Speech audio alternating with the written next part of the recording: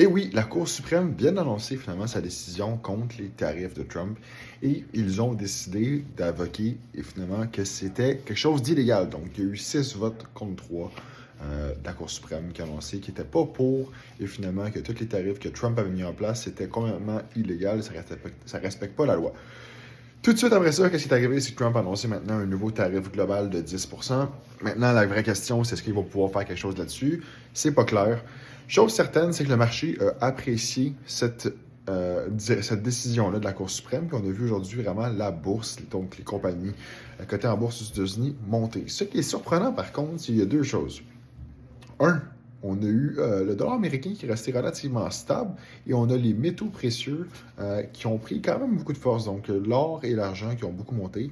L'argent qui a monté pas loin de 7%, 8% aujourd'hui, qui est quand même assez intéressant. Okay? Fait que dans un environnement où les marchés ont monté, j'aurais pensé qu'on allait avoir un appétit un peu plus, qu'on pourrait dire, de risk-off et que ces classes d'actifs-là, les métaux, surtout comme l'or, auraient probablement un petit peu baissé, mais c'est pas le cas. Est-ce que c'est relié à l'Iran? Je crois pas que c'est le cas non plus, parce qu'on aurait eu une augmentation dans le prix du baril de pétrole aujourd'hui si c'était vraiment un risque plus géopolitique étranger. Donc, est-ce que finalement les marchés vont continuer de monter? C'est vraiment ça la question qu'il faut se poser.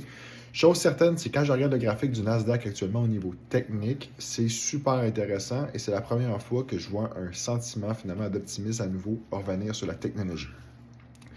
Toute la semaine, j'ai pas touché aux indices parce que je voyais pas d'opportunité, mais qu'est-ce que je trouve encore plus intéressant, c'est que le timing est vraiment parfait. La semaine prochaine, on a les résultats de Nvidia qui sortent. Nvidia, on ne se le cachera pas, c'est la plus grosse compagnie au monde, qui est un leader, encore une fois, dans l'AI. Donc, si finalement Nvidia sort des bons résultats, avec la compagnie maintenant qui est rendue relativement stable, son prix n'a pas bougé depuis longtemps, est-ce que ça va être l'élément déclencheur qu'il faut pour que le regain finalement d'acheteurs embarque dans la tech? On va regarder ensemble la semaine prochaine dans ma communauté.